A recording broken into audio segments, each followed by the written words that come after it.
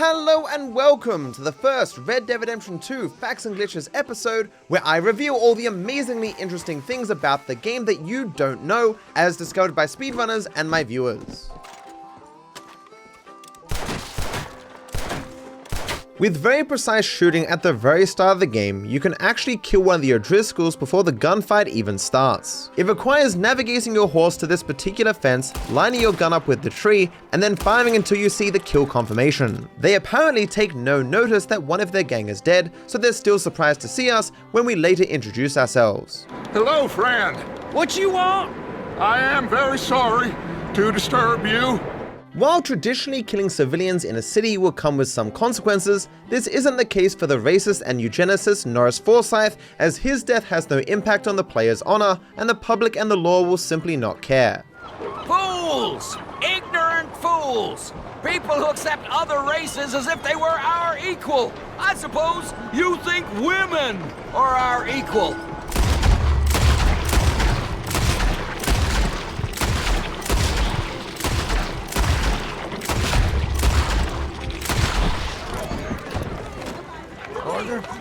Hello?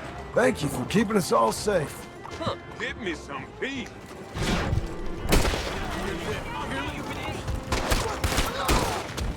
The mission Old Friends suggests that you need to follow Dutch on a very slow walk down the mountain to set up to take on the O'Driscolls. Okay, let's get in cover. In reality, if you just shoot your rifle as soon as you grab it off your horse, you can start the shootout immediately, skipping this long wait. Come on. Sure thing. God damn it! All right, boys. Kill these sons of bitches. Surprisingly, you can hog-tie Dutch in the final standoff of the game. What are you doing here, Dutch? Same as you, I suppose. Dutch and I are Okay. teaming up once more. Although this can only be done on PC using the throwable keybind, it does make Dutch's final actions particularly funny. You shot at me, son. Say something, Dutch! I ain't got too much to say no more.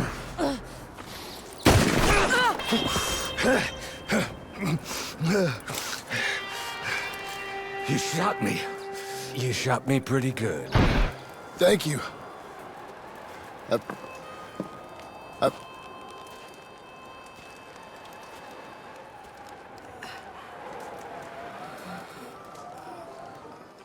In the Chapter 6 mission Visiting Hours, where you go to the prison to rescue John, you are tasked with holding a guard at gunpoint and slowly walking towards the prison.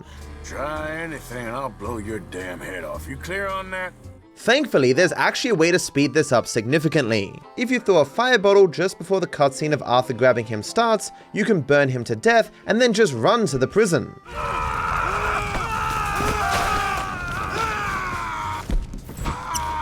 Oh, no you don't. Not only is the resulting cutscene funny, it saves a lot of time in the speedrun. Jameson! They got Milliken! Got him and gonna kill him. Unless you bring me John Marston. Right now. Hurry up and bring that asshole out here, you bastards! Come on! Don't cry, buddy. I don't want to die. Yeah, I know.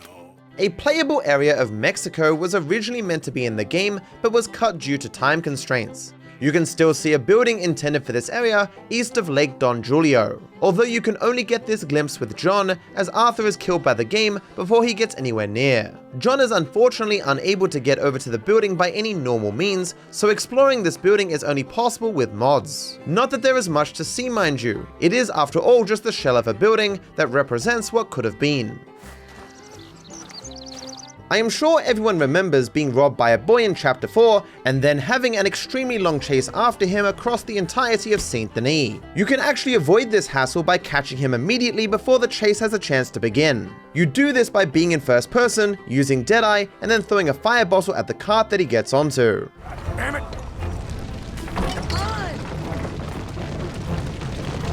You little bastard. I was just playing. Give me my things back. Get off me, mister. I'm a good boy. I wash. Give me my things. Here.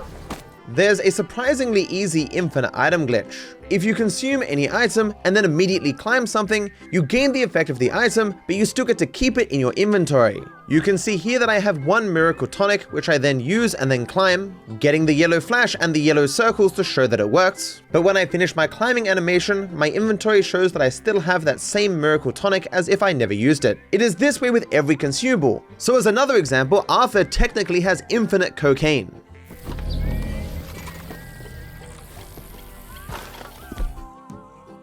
In the final Chapter 6 mission, funnily enough called Red Dead Redemption, normally we are greeted with a heart-wrenching scene as Arthur rides his horse for the final time, his being accompanied by voices of his past while we listen to the song That's the Way It Is. Oh, you're a good man. I just wish you'd done it before he worked himself into the grave. This is of course a marvelous scene, but there's a way to entirely ruin it. Prior to your losing control at the start of this ride, if you take a small detour to touch some water, none of what I previously mentioned happens. Instead, we get to experience a very awkward long ride to camp where nothing happens.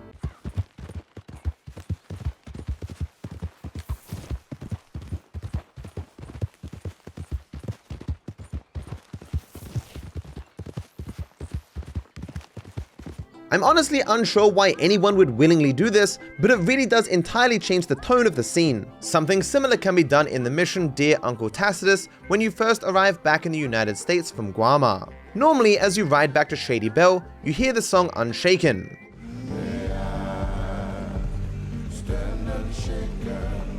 However, if you get off your horse and move a small distance away until the song stops, the music will not resume when you get back on your horse. Not only will you have to return to Shady Belle in relative silence, but you will also no longer get the hidden effect where your horse does not run out of stamina in this scene. As you lack any resources, your horse will constantly run out of stamina, making this ride incredibly tedious and slow.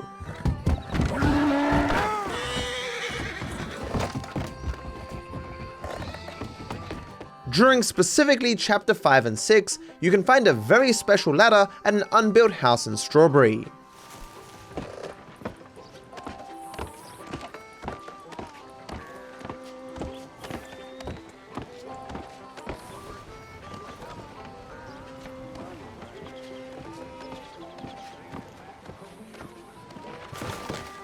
Who amongst you is with me? In the final standoff in Chapter 6, Javier is the only one who points his gun upwards instead of at John and Arthur. This is because the actor for Javier did not believe he would betray his brothers, so felt this action was more true to the character. I didn't even know Gabriel did this until ages afterwards. He points his gun up. Yeah, he doesn't want to get anywhere near those guys, and that was an awesome touch, I had man. to fight for that, too. They're like pointing, I'm like, that's my brother. Why would I do it? So, that's for me. In the game itself, Javier does not have a heap of lines that absolutely confirms he would refuse to go against John and Arthur under any circumstances, but these are probably the most relevant. Javier? Yes? Javier, will you ride out with Arthur to take a look for John? I know. If the situation were reversed, he'd look for me. It is believed by many that the distance between Dutch and Arthur's tents in the final camp at Beaver's Hollow is meant to represent symbolically that they've grown further away from each other emotionally. The three other occasions they have distinct individual sleeping quarters, Horseshoe, Outlook, Clemens Point, and Shady Belle, they sleep as close to each other as can reasonably be.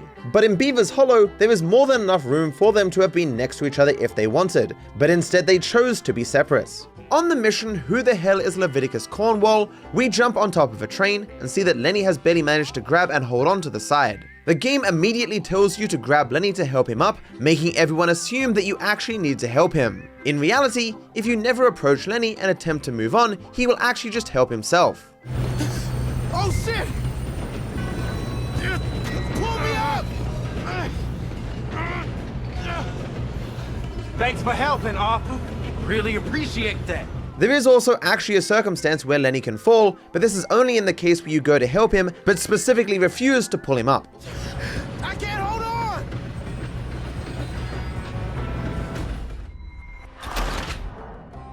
After having just gotten back from Guarma to the United States, we are instructed to go back to the Shady Belle camp to discover where the gang has moved on to. This requires an exceptionally long ride across the map and then an exploration of the house. in Lacaille, a small village just north of Saint Denis. After which we elude the Pinkertons and then have another very long ride to meet up with the gang in Lacaille. Arthur! Arthur's here! Arthur, oh, you're alive. Just about. Surprisingly though, if you already happen to know where the gang is, you can actually skip this entire sequence. You effectively just hop off the boat, then ride straight to Lacaille, which saves a heap of time. Arthur! Arthur's here! Arthur, oh, you're alive. Just about. It is significantly faster than Unspool Y in first person for some reason.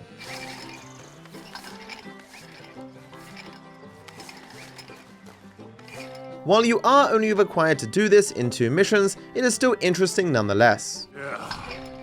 After all those years, hard to believe. Oh, but it was worth the wait. See? At the north side of the barn at the Downs Ranch, there is a particular spot that really glitches out your movements.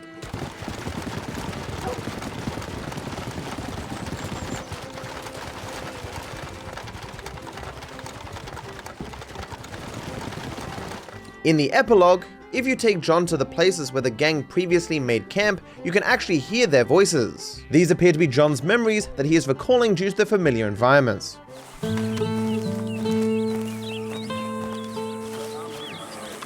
I'm here to tell you, that money in Blackwater, forget about it. It'll come with a noose. I was worried you'd say that.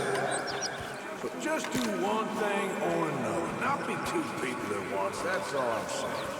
It ain't that simple. You know that as well as anyone. Guess I can't make you want something you don't. It ain't like that.